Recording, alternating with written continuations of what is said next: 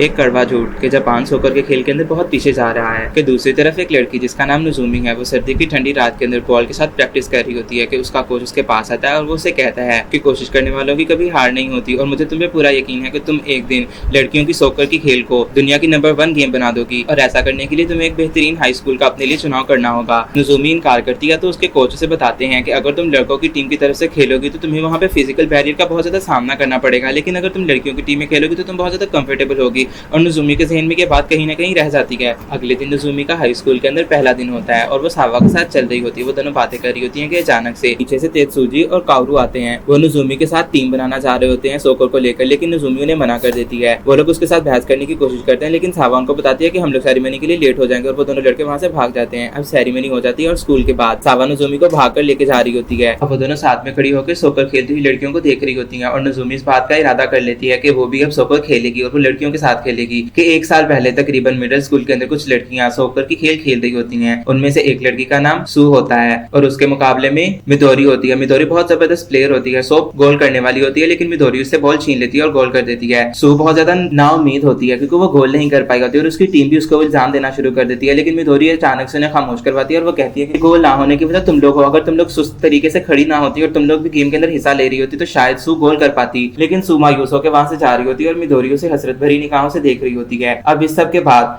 सू practice कर रही होती है कि कुछ लड़कियां उसके पास आती हैं और वो उसे कहती है कि क्या तुम हमें भी सोकर खिलाओगी। पहले तो सू मना कर देती है और वो लड़कियां जब जाने वाली होती हैं तो सू मान जाती है। अब सू मैगजीन पढ़ रही होती है जिसके ऊपर मिदोरी की जबरदस्त स्किल्स के बारे में लिखा होता है। बहुत ज्यादा गुस्सा आता है। वो मैगजीन फाड़ने वाली होती है कि मिदोरी वहां पे खुद में आ जाती है। मिदोरी सू के साथ बात करना शुरू कर देती है और वो कहती है कि मुझे पता तुम बहुत अच्छी प्लेयर हो, इसीलिए मैं चाहूंगी कि हाई स्कूल में हम दोनों साथ हैं और हम दोनों एक ही टीम के अंदर पार्टिसिपेट भी करें। वो मजीद ये कहती है कि उरावा और वराबी इन दोनों टीम्स के दरमियान में एक सोकर का मैच हो रहा है, अगर तुम चाहो तो हम दोनों देखने के लिए जा सकती हैं। सू खुश हो जाती है और वो दोनों उस मैच को देखने के लिए पहुंच जाती हैं। उरावा टीम की लड़कियां बहुत जबरदस्त होती हैं। वो लोग इतनी स्किल्ड होती हैं कि वो लोग वराबी टीम की लड़कियों को मौका ही नहीं दे रही होती कि वो लोग गोल करें और आखिरकार उरावा टीम जीत जाती है। मैच के बाद तासे अपनी टीम की लड़कियों को कह रही होती है कि हम लोग को थोड़ी सी प्रैक्टिस कर लेनी चाहिए, लेकिन वो कहती है कि हमारा कोच इतना नल्ला है कि वो हमसे कुछ भी नहीं करवा रहा, तो हम लोग क्यों मेहनत करें, हम लोग को अपनी जान मारने की कोई जरूरत नहीं। और वो लोग वहां से चली जाती हैं। सू और मिदोरी तासे को ऐसा करते हुए देख रही होती हैं कि अचानक से उनके पास उरावा टीम की लड़कियां आती हैं और वो उन दोनों को अप्रिशिएट करती हैं क्योंकि वो दोनों बहुत अच्छी प्लेयर्स होती हैं। कि उरावा टीम की लड़की जाते हुए उनसे कहती है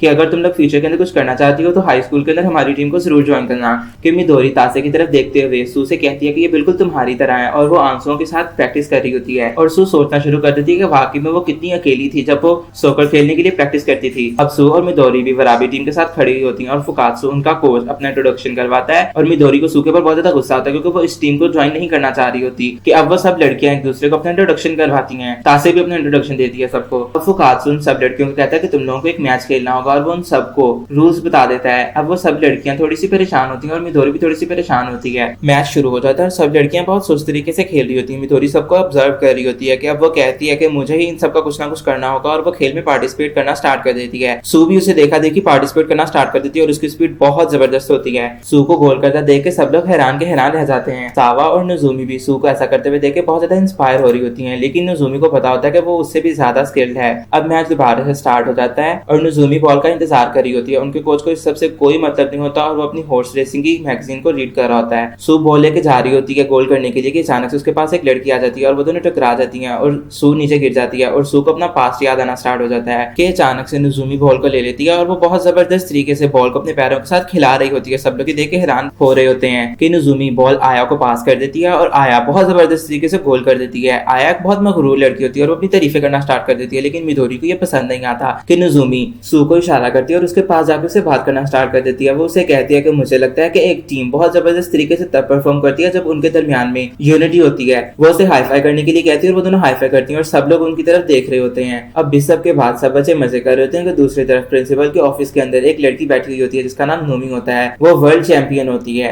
और प्रिंसिपल बहुत ज्यादा थैंकफुल होते हैं कि उसने अपने स्कूल को टाइम दिया है कोचिंग के लिए। लेकिन नोमी कहती है कि असल में तो वो शुक्रगुजार है कि उसके प्रिंसिपल ने उसे इस कोचिंग का मौका दिया है। अब पार्क के अंदर जब वो जाकर सब लड़कियों को देखती है तो हमारी बेवकूफ लड़की जिसका नाम आया होता है वो अपनी तारीफों के अंदर मसरूफ होती है और बाकी सब लड़कियां भी अपना अपना काम कर रही होती हैं कि फुकात्सु वहां पे आता है। नोमी जब उसे देखती है तो वो भी हॉर्स रेसिंग की मैगजीन को पढ़ रहा होता है और वो ये देख के परेशान हो रही होती है कि ये सब लोग करना क्या चाह रहे हैं। वो उन सबको इकट्ठा करती है और वो उन सबको अपने इंट्रोडक्शन देती है। वो बहुत ज्यादा गुस्से में होती है। सब लोग उसे देख के बहुत ज्यादा हैरान हो रहे थे कि वाकई में ये नोमी है वर्ल्ड चैंपियन और नजूमी को तो उसके बारे में पता पता ही नहीं होता। अब वो उन्हें कहती है कि मैं तुम लोगों का मैच एक दूसरे स्कूल के साथ करवाना चाहती हूँ, लेकिन उससे पहले मैं तुम लोगों को खेलते हुए देखना चाहूंगी। वो उनका एक मैच कंडक्ट करवाती है, लेकिन जैसे ही कोई गलती करता है तो वो नजुमी लोगों की टीम को पनिश करती है। उन लोगों को काफी ज्यादा पनिशमेंट हो चुकी थी, उन लोगों को इतने ज्यादा पुशअप्स लगाने पड़ते हैं कि वो लोग थक चुकी होती हैं और वो लोग नजुमी के ऊपर चिल्ला ही देती हैं। वो कहती है कि तुम ठीक से काम क्यों नहीं कर रही, कि अचानक से नूमी उनको रोकती है और वो कहती है कि चलो तुम लोगों को लंच मैं करवाती हूँ, और वो उन लोगों को अपने फैमिली रेस्टोरेंट पे ले जाती है। वो बहुत ज्यादा खुश होती है इन लड़कियों को खाता हुआ देख के,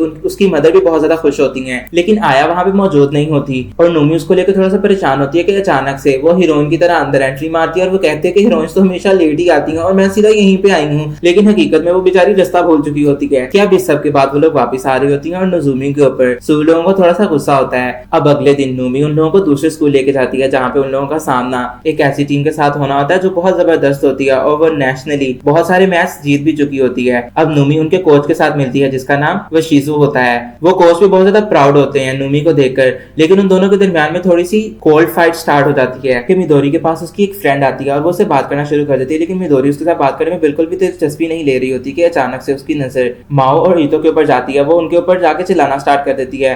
वो दोनों भी मिदोरी को जानती होती हैं। नजुमी के मेल फ्रेंड भी वहां पे आ चुके होते हैं क्योंकि वो लोग नजुमी को खेलते हुए देखना चाह रहे होते हैं। वो लोग बहुत अच्छे दोस्त होते हैं, लेकिन नजुमी को भी उनके अंदर कोई खासी दिलचस्पी नहीं होती। रावा टीम की लड़कियां भी वहां पे मौजूद होती हैं। वो लोग ऑब्जर्व करने के लिए आई होती हैं कि वराबी टीम आखिर कितनी ज्यादा स्किल्ड हो गई है इतनी जल्दी। वशीजू अपनी टीम से कहता है कि अगर तुम लोग 10 गोल और सामने वाली टीम को 0 गोल्स के साथ हरा दो तभी मैं तुम लोगों का कोच रहूंगा, नहीं तो मैं तुम लोगों को कभी भी नेशनल्स खेलने के लिए इजाजत नहीं दूंगा। कि दूसरी तरफ हमारी टीम भी पूरी उम्मीद होती है खेलने के लिए अपने कैमरामैन सावा के साथ। मैच स्टार्ट हो जाता है और नोमी की टीम बहुत जबरदस्त तरीके से स्टार्ट करती है। वशीजू भी उनकी तरफ देख रहा होता है, लेकिन उसे पता होता है कि उसकी टीम इस सबको मैनेज कर लेगी। बॉल सू लोगों के पास होती है और सू बॉल को आया की तरफ पास कर देती है गोल करने के लिए, लेकिन आया से गोल नहीं होता और नोमी को ये देख के बहुत ज्यादा बुरा लगता है। माओ लोग सू की स्पीड को देख बहुत ज्यादा हैरान होती है, लेकिन वो लोग जीतने के लिए पूरी उम्मीद भी होती है। दोबारा से मैच स्टार्ट हो जाता है और सब लोग अपनी अपनी पोजीशंस को बहुत अच्छे से होल्ड करके खड़े हुए होते हैं। माओ सू का रास्ता ब्लॉक कर रही होती है और वो बॉल को बहुत अच्छे से आगे लेके जा रही होती है और नजुमी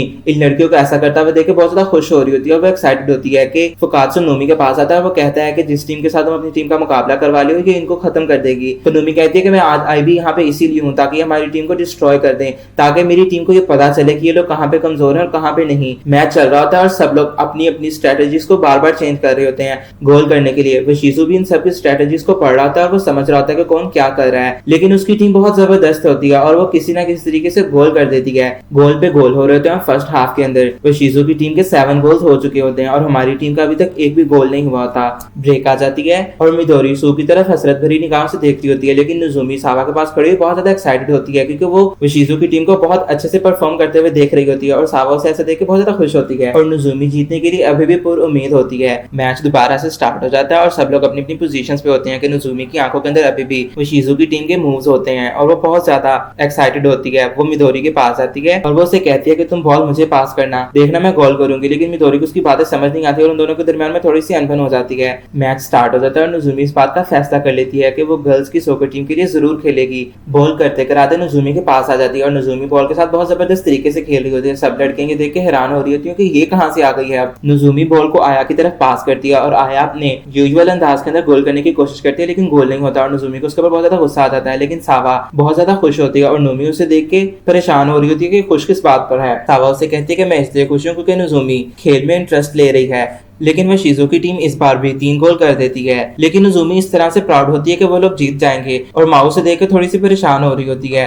माओ मिदोरी से भी पूछती है कि आखिर ये चल क्या रहा है। मिदोरी उसे मिसाल देने की कोशिश करती है, लेकिन उसकी मिसाल माओ की समझ में बिल्कुल भी नहीं आती। मैच फिर से स्टार्ट हो जाता है और नोमी और फुकात्सु इस बारे में बात कर रहे होते हैं कि अब ये लोग वाकई में बॉल को गोल की तरफ लेके जाएंगे। नजुमी बहुत अच्छे से खेल रही होती है और सब लोग उसे चीयर कर रहे होते हैं, लेकिन इस बार फिर से आया से गोल नहीं होता और नजुमी को उसके ऊपर गुस्सा आ जाता है। लेकिन अब की बार नजुमी लोगों की स्ट्रेटेजी बहुत जबरदस्त होती है और इस बार नूमी भी पूरी उम्मीद होती है कि ये लोग गोल कर लेंगी। लेकिन जब बाल सू के पास आती है तो माओ उसे रोक देती है और वो उसे बताती है कि हमारे कोच ने हमें कहा है कि अगर हम लोग तुम्हें 0 स्कोर के साथ नहीं हराएंगे तो वो लोग हमें कभी भी नेशनल नहीं खेलने देगा। और सू की बात को सुनकर वहां से चली जाती है। नजुमी मैच के अंदर इतनी जबरदस्त तरीके से परफॉर्म कर रही होती है कि नूमी भी उसे देख के बहुत ज्यादा हैरान हो चुकी होती है। वो कहती है कि जब प्रैक्टिस का टाइम था तब तो ये बहुत मुख्तलिफ थी और अब देखो ये किस तरह से खेल रही है कि वशीजू भी उसकी तरफ देख के ये सोच रहा होता है कि दुश्मन वो नहीं होता जो जीत जाए, बल्कि दुश्मन वो होता है जो सामने वाले की नजर और तवज्जो सिर्फ और सिर्फ अपनी तरफ खेल ले, और नुजूमी वही दुश्मन है। सब लोग बहुत अच्छे तरीके से खेल रही होती है, लेकिन सू बिल्कुल भी ठीक तरीके से खेल नहीं रही होती कि मिदोरी उसके पास आती है पूछने के लिए। नुजूमी भी उसके पास आती है और वो उससे पूछती है कि आखिर ऐसा क्यों कर रही है। तो सू से कहती है कि हम लोग किसी और मैच में इनको हरा लेंगे, हम लोग इस मैच को हार जाते हैं।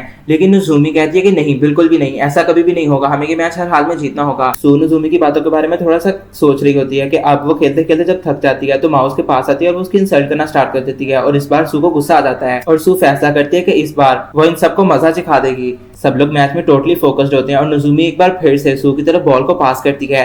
सब लोग सू के लिए बहुत ज्यादा उम्मीद में होते हैं कि इस बार बॉल को बहुत अच्छे से पास करेगी, और सू ऐसा ही करती है। वो स्पीड के साथ आगे आती है और बॉल को कंट्रोल में कर लेती है। लेकिन जब वो मिदोरी की तरफ बॉल को पास करती है तो मिदोरी गोल नहीं कर पाती। सब लोग सिर्फ और सिर्फ मैच के ऊपर फोकस कर रहे होते हैं, किसी की भी तवज्जो किसी दूसरी चीज की तरफ नहीं होती। और शू को भी माओ के ऊपर बहुत ज्यादा गुस्सा होता है। अब उनके पास सिर्फ और सिर्फ 2 मिनट रह गए होते हैं गोल करने के लिए। वो शीजू की टीम की लड़कियां सोच रही होती हैं कि शायद अब लोगों को सिर्फ और सिर्फ वक्त जाया करना चाहिए, लेकिन वो शीजू को पता होता है कि उसकी टीम में माओ है और ऐसा कभी भी नहीं करेगी, और वो बॉल को फिर से पास करना स्टार्ट कर देती है ताकि वो गोल कर सके। फुकात्सु और नूमी भी उनकी टीम को देखकर बहुत ज्यादा इंस्पायर हो रहे होते हैं। एक बार फिर से बॉल को आया की तरफ पास किया जाता है और आया से फिर गोल नहीं होता। ये बहुत गुस्से की बात है, लेकिन खैर बॉल नुजूमी के पास चली जाती है और नुजूमी बॉल को बहुत अच्छे तरीके से कंट्रोल कर रही होती है। लड़कियां उसके इर्द गिर्द होती हैं ताकि वो उसे बॉल को छीन सके, लेकिन वो नुजूमी की बात हो रही है और नुजूमी उन सब लड़कियों के सामने, उनकी आंखों के सामने एक बहुत जबरदस्त गोल कर देती है और सब लोग खुश हो जाते हैं। कभी कभार जीतना इतना भी मुश्किल नहीं होता। इस कहानी में आगे क्या होगा ये जानने के लिए चैनल को सब्सक्राइब कर दें और वीडियो को लाइक कर दें।